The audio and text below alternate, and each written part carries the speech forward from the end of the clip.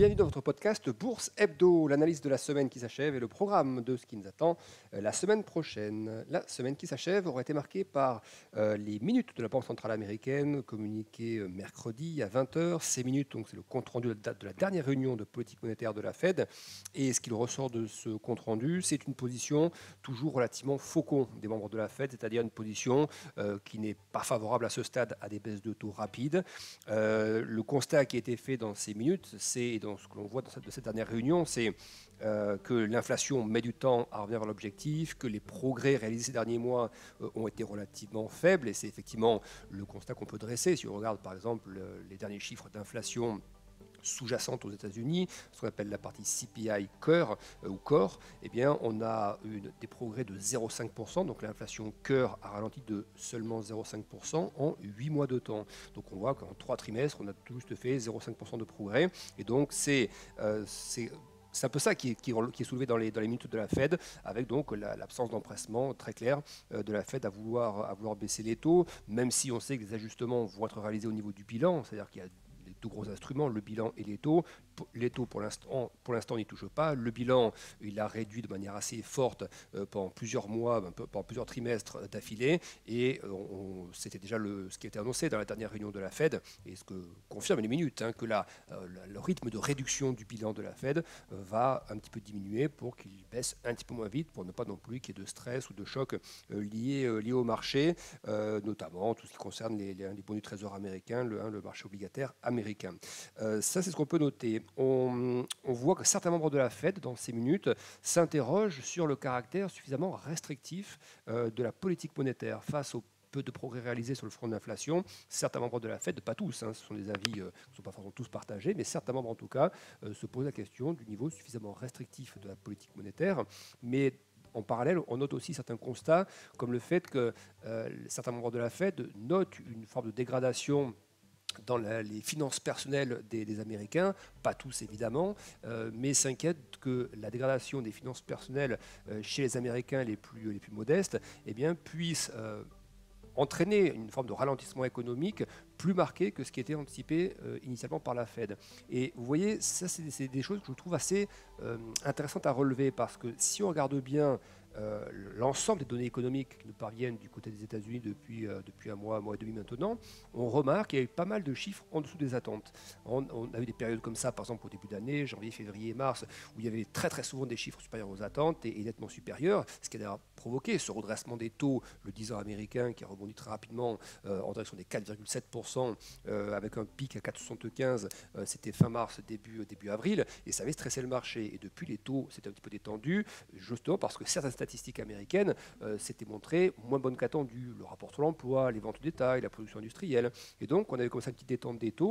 Et l'indice de surprise économique américain, c'est-à-dire ce qui permet de voir les chiffres, la tendance des chiffres publiés par rapport au consensus, on avait plutôt un repli, un repli de cet indice de surprise qui montre que les publications macroéconomiques étaient désormais plus régulièrement au-dessus des attentes qu'au-dessus des attentes. Donc, on a ce sentiment que les derniers chiffres publiés aux États-Unis montrent une forme de début de ralentissement. Pour autant, on ne voit toujours aucun empressement de la Fed à baisser les taux. Et ça, je pense, va être un match important qui va se jouer dans les mois qui viennent, parce que justement, la logique voudrait qu'il y ait une forme de synchronisation. Si effectivement l'inflation baisse depuis quelques mois, ce qui est le cas, même si elle a fait peu de progrès depuis plusieurs mois, elle baisse. Il va falloir qu'elle aille de plus en plus vite désormais, au plus rapidement possible, vers le 2%. Parce que si on constate, je mets un si parce que vous allez voir après, qu'il y a eu d'autres statistiques assez surprenantes cette semaine. Mais si on prend la synthèse du mois et demi qui a été réalisée, et ces statistiques, on en a parlé, les ventes de détail, la production industrielle notamment, certains rapports sur l'emploi aussi, certaines données sur l'emploi qui sont moins bonnes qu'attendues, eh bien si on a un ralentissement économique, mais que l'inflation ne fait pas suffisamment de progrès vers l'objectif de 2%, eh bien on risque d'avoir une petite phase de stress ou de questionnement sur l'effet de la politique monétaire et l'effet restrictif de la politique monétaire.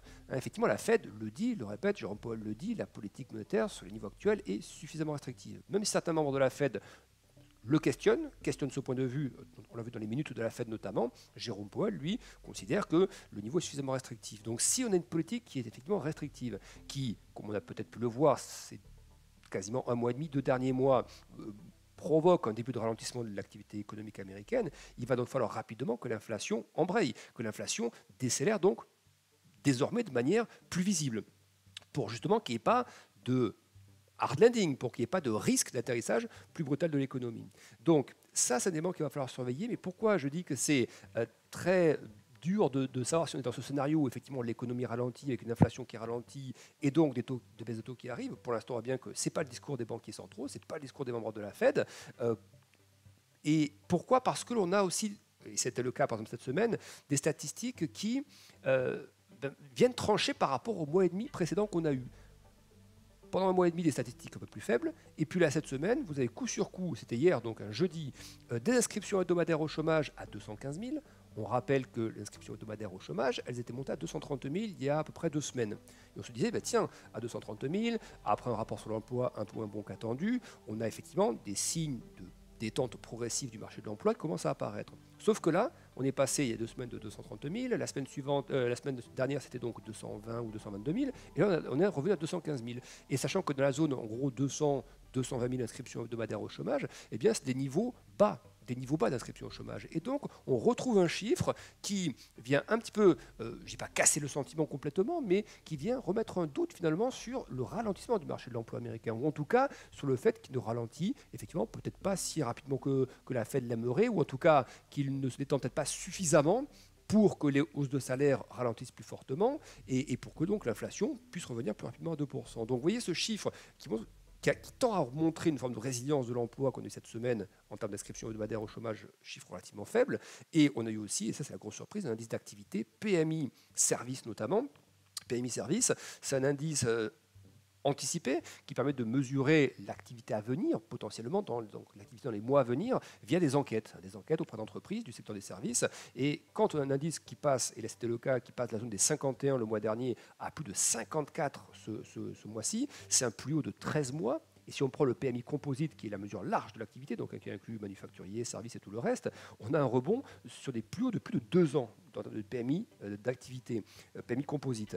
Donc ça, c'est une sacrée surprise, parce que vous voyez tout le laïus qu'on vient de faire sur les données un peu moins bonnes, etc., qu'on a depuis depuis un mois et demi, eh bien ces indicateurs avancés-là, le PMI notamment, semblent indiquer, je mets semble parce que des doutes par rapport à ça, mais semble indiquer que, eh bien non, l'activité dans les services, notamment dans les entreprises de taille plus moyenne, notamment, tient bon.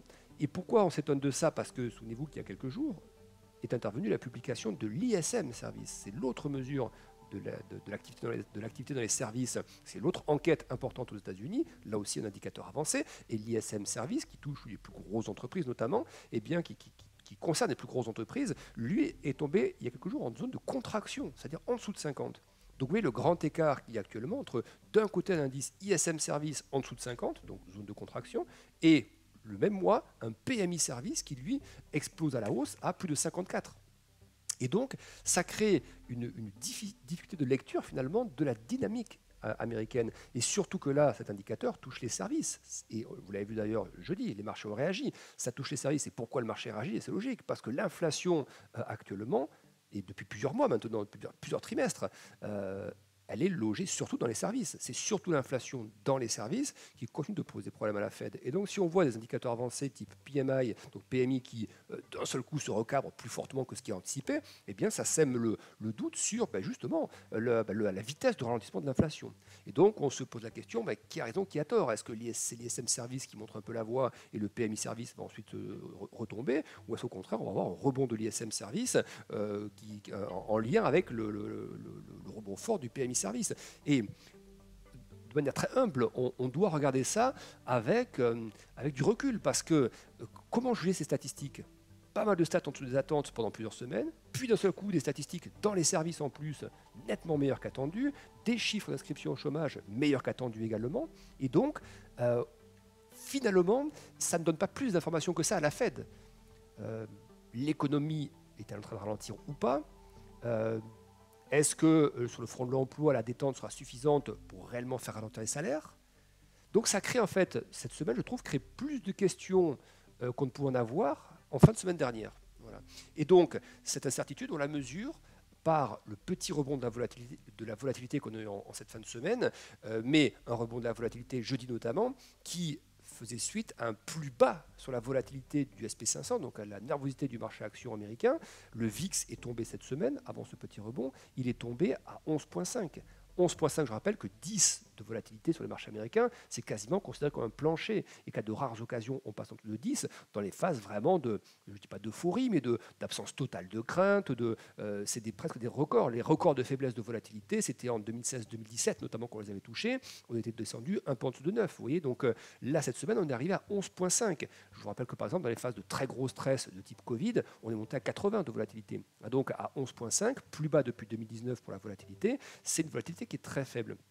Et donc, cette incertitude qui a été créée par ces chiffres, hein, PMI Service et chiffres de l'emploi cette semaine, eh bien, ça fait un peu rebondir la volatilité. On est revenu brièvement au-delà de 13. Là, vendredi, il est 17h au moment où j'enregistre ce podcast, où la volatilité va toujours autour de 12-13. Mais on a d'abord touché un point bas de volatilité avant ce rebond, et ce rebond de la volatilité, léger certes, mais il est alimenté par ces statistiques qui viennent semer le doute en fait sur la trajectoire réelle, hein, de l'économie américaine. Est-ce que cette trajectoire ralentit, ce qui entraînerait donc probablement un ralentissement des prix et donc des baisses de taux à venir, mais les statistiques de jeudi, PMI Service et emploi, viennent vraiment semer le doute. C'est une semaine donc, avec un gros point d'interrogation, et donc ça va rendre encore plus intéressantes les prochaines publications macroéconomiques, justement pour voir de quel côté elles tombent.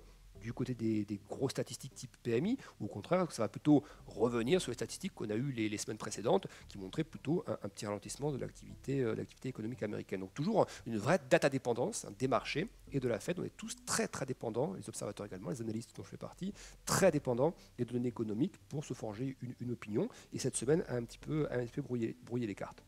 On a eu pas mal de speakers de la Fed cette semaine également, donc des membres de la Fed qui se sont exprimés, tous ont le même langage désormais. Hein, on n'est pas pressé de baisser les taux, on a le luxe de pouvoir attendre, etc. Voilà. On sent qu'il n'y a pas d'empressement. Certains PDG de banques sont également exprimés. C'est le PDG de Goldman Sachs cette semaine qui a expliqué que lui pensait qu'il n'y aurait peut-être pas de baisse de taux cette année du tout de la part de la Fed. Et alors c'est son opinion personnelle. La recherche, les analyses qui sont fournies par la banque Goldman Sachs fait plutôt état d'une baisse qui pourrait intervenir au mois de septembre et peut-être une autre en fin d'année. Mais grosso modo, les prévisions, c'est plutôt de l'ordre d'une baisse, hein, d'ici la fin d'année. Donc voilà, ça reste quand même très léger et très loin sur des anticipations qu'on avait en début d'année. Souvenez-vous, le marché anticipait 6 à 7 baisses de taux en début d'année. On est très loin de tout ça désormais, bien évidemment. Voilà pour la synthèse cette semaine. Est-ce que je vais de vous parler d'autre chose? Oui, des PMI en zone euro quand même. Là, on a beaucoup parlé des États-Unis. On parle un peu de la zone euro. Bonne nouvelle quand même pour la zone euro. Globalement, les PMI, donc les indices d'activité, continuent de rebondir. Hein. Le PMI composite zone euro accélère encore par rapport au mois précédent, ce qui est plutôt une bonne nouvelle. Ça vient surtout ce progrès de l'Allemagne. On avait des progrès assez significatifs dans la partie des services en Allemagne, notamment sur le PMI service allemand qui s'est nettement amélioré. Le PMI manufacturier allemand est toujours contracté, mais il est un peu moins contracté que les mois précédents, donc là aussi une légère amélioration. Par contre, pour la France, c'est un petit peu moyen. On a un retour en zone de contraction pour le PMI service, alors qu'il était revenu au-dessus de 50, il retombe en contraction pour les services, et le PMI manufacturier est toujours contracté, donc pas de grosse surprise de ce côté-là. Mais disons que globalement pour la zone euro, c'est comme ça qu'il faut retenir. Les indices d'activité avancés, donc signe de l'activité à venir dans les mois à venir, est toujours en train de se redresser. Ça fait désormais plusieurs mois consécutifs qu'on a un redressement des PMI, ce qui est plutôt de bon augure, notamment dans un environnement où la BCE va aussi commencer à baisser ses taux. Donc ça stimule aussi probablement ces enquêtes dans le bon sens. Voilà ce que nous pouvions dire pour le résumé de cette semaine. Semaine prochaine, qu'est-ce qui nous attend? On va commencer lundi avec l'indice IFO, c'est donc le climat des affaires en Allemagne. On aura également un petit discours, une intervention du gouverneur de la Banque du Japon dans la nuit de lundi. On aura mardi un speech, un discours du président de la Banque centrale suisse. On aura également un indice de confiance des consommateurs aux États-Unis. Alors c'est pas celui du Michigan, qui lui est publié le vendredi une fois par mois. Là, ce sera l'autre indice de confiance qu'on appelle mesuré par le Conference Board. Donc on verra ce qu'il en est, degré de confiance et également des anticipations d'inflation des consommateurs américains. C'est toujours un repère important. On a également un indice de prix sur les maisons dans les 20 plus grosses villes américaines. C'est le S&P Case-Shiller, le 20 notamment, qui concerne donc la variation du prix des maisons dans les 20 plus grosses villes américaines, ce qui est un bon repère là aussi par rapport à la question de la pression des prix sur le logement. Donc un élément important pour la Fed. Mercredi, On aura la confiance des consommateurs en Allemagne, important. Pourquoi important? Parce qu'on a l'impression que ça va un peu mieux en Allemagne de ce côté-là. En tout cas, c'est ce qui ressort. Les salaires réels progressent un peu en Allemagne. Dans les enquêtes des chambres de commerce ou autres, il y a des prévisions qui s'améliorent un petit peu du côté des dépenses de consommation anticipées cette année en Allemagne. Donc voilà, on sent que sur l'Allemagne, le vent tourne un petit peu plus favorable, en tout cas que ce qu'il était ces 2 dernières années. Donc on continuera de suivre ça mercredi pour voir si c'est toujours le cas, si les données confortent ce sentiment-là. On aura également les chiffres d'inflation pour l'Allemagne mercredi. On aura le beige book de la Fed, c'est-à-dire la photographie un peu instantanée de l'économie américaine avec un recueil d'anecdotes dans les différents États américains, donc qui permettent de nourrir la réflexion de la Fed sur la politique monétaire. Donc le beige book est un élément intéressant à suivre. Mercredi, ce sera à 20h. Jeudi, on aura le PIB pour la Suisse, donc ceux qui travaillent sur les actifs suisses, francs suisses et les actions et autres, c'est à surveiller. On aura la deuxième estimation du PIB américain pour le premier trimestre.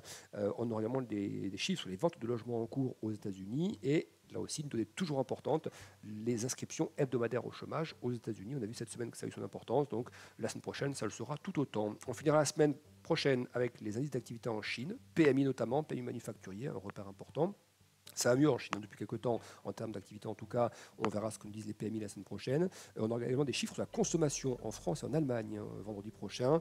On aura les chiffres d'inflation en Europe vendredi également. Et on finira la semaine vendredi après-midi avec des chiffres concernant le revenu des ménages américains et les dépenses des ménages américains. Voilà pour cette synthèse. Je vous retrouve avec grand plaisir la semaine prochaine pour un nouveau podcast. Au revoir.